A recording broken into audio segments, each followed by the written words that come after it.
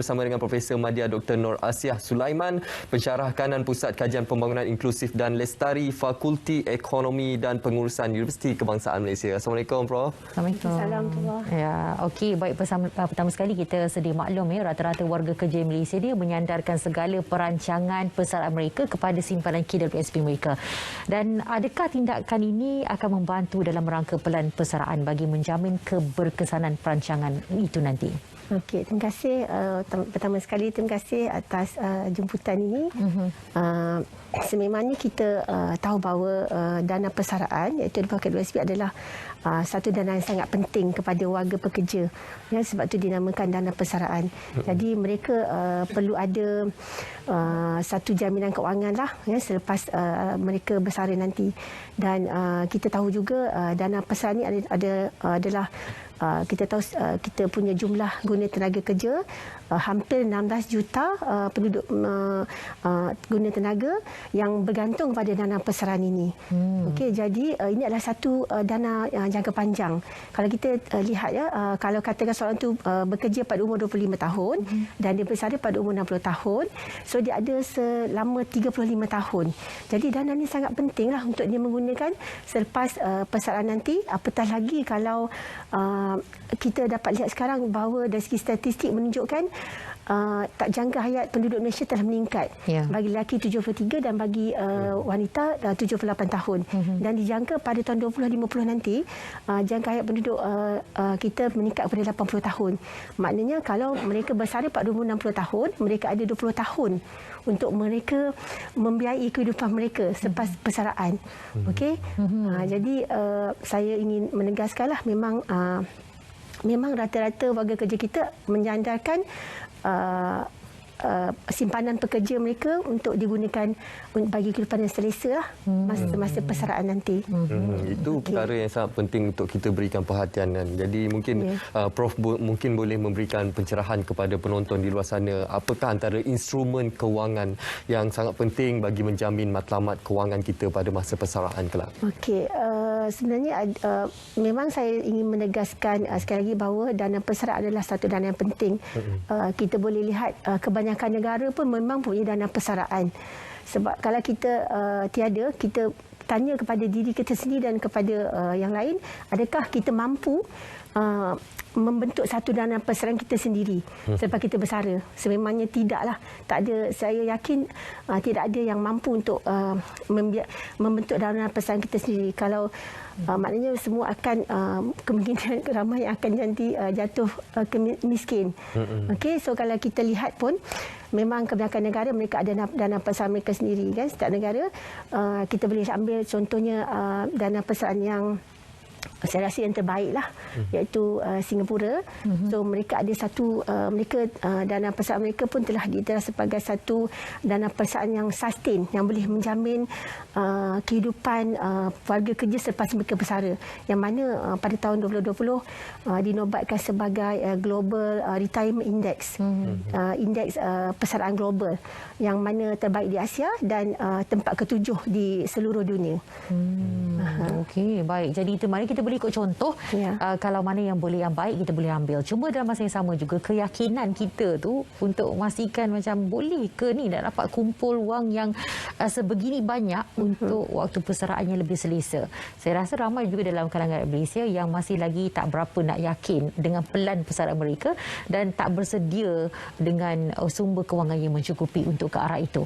Jadi bagaimana ataupun faktor yang boleh kita kena pasti untuk kita bawakan pelan kita persaraan kita itu dalam kadar yang realistik dan juga berkesan untuk menjamin persaraan kita kelak nanti. Sebenarnya nak kata macam mana kita nak kata kita untuk kita mencapai dana persaraan yang kena berealistik kan. Jadi ini bukan satu tempoh yang pendek. Maknanya bukan satu perkara yang boleh dipandang rendah lah. Maknanya kita semua ini sebenarnya macam saya sendiri mengajar khusus asas keuangan peribadi kepada pelajar saya. Jadi saya kita semua kena ada pendidikan keuangan. Macam mana nak mengurus keuangan peribadi. Sebab dia bermula daripada kita selepas kita bergraduat dan seumpamanya kita bekerja. Jadi dari situ kita dah ada ilmu keuangan. Macam mana nak mengurus keuangan dengan baik.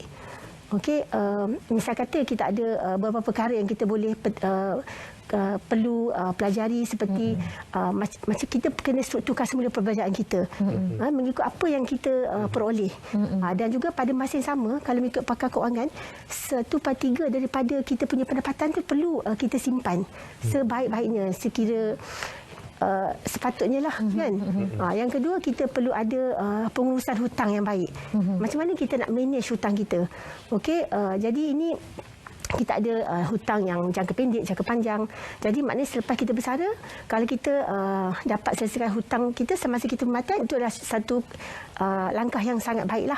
Dan kemudian macam mana kita menguruskan risiko. Ya, risiko seperti dalam keadaan berlaku pandemik COVID-19, risiko mangsa banjir yang kita memang tak jangkakan berlaku baru-baru ini, yang mana pengurusan risiko ni boleh dibuat seperti mengambil takaful yang bersesuaian kan. Jadi mereka yang ada misal kata mengambil takaful untuk bencana alam, mereka masa inilah untuk mereka menggunakan manfaatnya. Okey, dan juga takaful-takaful lain seperti pendidikan yang kita rasa ada keperluan kepada kita. Jadi kita perlu difikirkan secara bijak lah. Jadi saya selalu diingatkan pelajar-pelajar saya juga. Okey, bila you start kerja nanti, you kena manage you punya keuangan. Apa keperluan, apa bukan keperluan. Dan akhir sekali lah dalam persaraan kita yang kita yang dicarut oleh ada caruman majikan dan pekerja kan. Jadi kita kena ingat dan kena akurlah bahawa ini untuk dana persaraan. Bukan kita boleh guna sewenang-wenangnya lah. Pada masa yang sama kita tahu pihak EPF contohnya mereka ada memberi kelonggaran juga untuk kita gunakan dalam pasal tu sebahagian wang tu untuk kita gunakan bagi manfaat kesihatan, perumahan kan, manfaat pendidikan misalnya. Bukan tak ada kan, ada, tapi yang untuk pesan tu kita mesti kena akur untuk kita bagi menjamin kehidupan kita selesa lah selepas kita bersara nanti. Betul. Seperti yang Prof nyatakan tadi, wang persaraan ini tidak boleh digunakan sewenang-wenangnya lah. Ianya untuk memastikan kehidupan kita yang lebih selesa, khususnya ketika kita dah bersara nanti. Jadi mungkin Prof ada saranan yang ingin diberikan kepada penonton, khususnya bagaimana untuk kita memastikan daya tahan wang simpanan persaraan kita, bagaimana untuk mengelakkan wang simpanan persaraan kita daripada kehabisan ataupun diguna pakai secara salah, Prof. Okey, mampu ke tidak mampu itu saya tak ada jawapannya. Maknanya kita kena tanya diri kita sendiri, jika kita menggunakan keuangan kita boleh mengurus keuangan kita secara bijak, pada saya jangka kita mampu untuk mengurus keuangan kita dengan baik. Okey, dan ada banyak ada banyak pelan yang kita boleh buat. Sama ada kita boleh guna wang persaraan tu untuk kita laburkan dalam perkara-perkara yang pelaburan berisiko rendah misal kata kan. Dan itu saya rasa kita boleh carilah kan. Kemudian kita kalau kita boleh gunakan wang persaraan tu, kita boleh menggunakan, maknanya kita tidak perlu keluarkan semua, kita boleh menggunakan secara skim berpencen. Sebab yalah kita tahu bahawa wang kan bila kita dapat kita nak macam bila kita rasa kita banyak duit, kita akan guna sewenang-wenangnya. Itu yang kita bimbang lah kan. Dan itu perkara yang kita boleh encourage lah kepada warga kerja, pekerja di Malaysia. Dan apa yang tidak digalakkan adalah mengguna wang secara perbelanjaan yang besar. Misal kata bila kita bersara, kita guna wang tu untuk perbelanjaan yang besar, ataupun kepada perkara-perkara yang sebab kita dapat lihat secara bukti ataupun maklumat yang telah dibuat kajian bahawa pesara ni bila mereka bersara, bila mereka mengeluarkan semua mereka boleh habis simpanan tu dalam tempoh 5 tahun. Okey, itu sangat menakutkanlah. Kalau nak hidup sampai 80 tahun, so 65 tahun saja duit dah habis. Okey, kena bekerja lagi. Ya, betul. Kena bekerja kan. Satu lagi 19% ataupun 2.7 juta pencarum ni, mereka ada simpanan yang sangat minimum lah, simpanan minimum saja. Okey, ini satu kebimbangan lah jika simpanan yang ada pun sudahlah minimum, tapi kalau itu yang mereka nak gunakan pada masa kini, so amat membimbangkan lah bagi dana selepas persaraan nanti. Ya, okey. Dan kita tak nafikan kalau tadi Dr. menyebut 5 tahun ni, tapi ada juga yang dalam masa setahun dah habis dah semuanya. Betul. Itu sangat membimbangkan sebab apabila wang itu tidak diurus dengan baik kerana memikirkan bahawasanya duit ada banyak, so kita akan guna sebab sebelum ni tak dapat nak gunakan untuk perkara-perkara yang paling suka. Paling istilahnya adalah kita enjoy duit kita yang kita dah kerja keras selama hari ini. Tapi hakikatnya sebenarnya kalau mereka yang memikirkan masa depan yang lebih panjang lagi, mereka perlu ambil wang tersebut juga untuk dibawa separuh daripada untuk dijana lagi musim-musim pelaburan yang lain. Dan masa yang sama sekarang ini pun kita beri contohnya memberi kita ruang untuk kita keluarkan sedikit untuk kita menjana pendapatan dan pelaburan yang disarankan. Jadi ini sangat penting untuk kita buat perancangan yang lebih teliti. Cuma mungkin dalam kalangan rakyat Malaysia ada yang mengatakan memang saya dah kumpul duit tersebut untuk persaraan, tetapi kalau dah waktu kecemasan seperti mana kita tahu, kita terpaksa gunakan. Jadi macam mana di realiti kita nak berdepan? Saya dah kumpul untuk persaraan tapi terpaksa digunakan waktu ini sebab dah tak ada pilihan. Apa yang berikut? Pada saya apa yang isu-isu berlaku di Malaysia ni, saya rasa banyak pihak-pihak yang boleh membantu. Okey, kita pun tahu banyak dana-dana daripada NGO, kerajaan dan bukan kerajaan yang memberi kemudahan bila berlaku sesuatu bencana di Malaysia. Saya rasa pada masa yang sama juga sepatutnya mereka boleh menggunakan simpanan yang sedia ada lah, sekiranya mereka ada lah. That's why kita punya plan daripada awal tadi tu. Masa kita daripada kita muda, masa kita mula bekerja. Okey, bukan kita mengharapkan dana persaraan ni, dan kita kena ingat dana persaraan ni selepas kita bersara pada saya. Okey. Jadi kita nak senang sekarang ke kita nak senang kemudian? Kan balik kepada yang kita bincangkan pada hari ini. Jadi bermakna sekarang prinsip kita lah bersusah-susah sekarang untuk masa depan yang lebih senang, maksudnya begitu. Ya, kita ada banyak bantuan dari yang saya dengar lah kan. Kita boleh dengar macam-macam bantuan yang daripada pihak kerajaan dan bukan kerajaan, NGO dan sebagainya, dan donation yang secara persendirian seumpamanya untuk membantu apa yang kejadian yang berlaku baru-baru ini kan. Seperti mangsa banjir kan yang tidak dijangka sama sekali. Betul-betul. Negara kita berhadapan bukan saja situasi banjir, tapi sebelum itu lagi kita berhadapan dengan situasi pandemik COVID-19 yang sangat meruncing. Perniagaan paksa ditutup, ada yang kehilangan pekerjaan. Dan ingin saya kongsikan sedikit dari pernyataan daripada KWSP, iaitu kemudahan pengeluaran bersifat luar biasa seperti air lestari, air sinar dan air citra berikutan pandemik COVID-19 mengakibatkan sejumlah 101 bilion telah dikeluarkan disalurkan kepada 7.4 juta ahli. Jadi berikutan ini menyebabkan seramai 6.1 juta ahli kini mempunyai kurang daripada RM10,000 dalam akaun mereka. Jadi bagaimana pandangan Prof sendiri dan menilai situasi ini? Bagaimana mereka mampu bertahan untuk meniti ke usia-usia selepas persaraan nanti? Saya jangkakan kalau mereka hanya menyandarkan kepada wang persaraan tu memang tak mampulah. Kalau RM10, RM10,000 bukan. Tapi kalau mereka ada dana-dana lain yang mereka telah bersedia lebih awal, yang pelaburan-pelaburan seperti SB, simpanan di tabung haji dan sebagainya, situ kita tak pastilah. Tapi kalau tak ada, memang ini menjadi satu tanggungjawab sosial lah kepada pihak kerajaan dalam 20-30 tahun nanti, macam mana nak menghadapi situasi rakyat Malaysia yang berada dalam kemiskinan dengan kos hidup yang semakin meningkat. Sangat membimbang lah bila saya dengar statistik itu. Betul. Benar kita tiada pilihan sekarang ini, tapi cuma bila ada mereka yang ada pilihan tetapi tetap memohon bantuan yang diberikan melalui kita melalui contohnya dengan mengatakan dan berdialog bahawasanya kata duit kita tak apalah kalau kita keluarkan pun, walaupun tak adalah memerlukan sangat pada ketika itu, sebab kita kan diberi ruang untuk cuba untuk keluarkan bagi kegunaan kita sewaktu pandemik. Tetapi bila dengar antara yang dibuat oleh masyarakat yang tidak mengalami kesusahan, tetapi bila diberi ruang untuk keluarkan sedikit, mereka ambil peluang tu. Jadi bagaimana situasi seperti ini juga memberi impak yang mungkin mereka tak nampak sekarang ni? Ya, bila adanya kemudahan keluaran tu, tentu semua orang akan keluarkan. Bukan saja mereka terkesan, mereka yang tidak terkesan juga akan keluarkan sebahagian dana persaraan mereka, bukan? Jadi impak dia memang sangat membimbanglah pada saya, membimbangkan.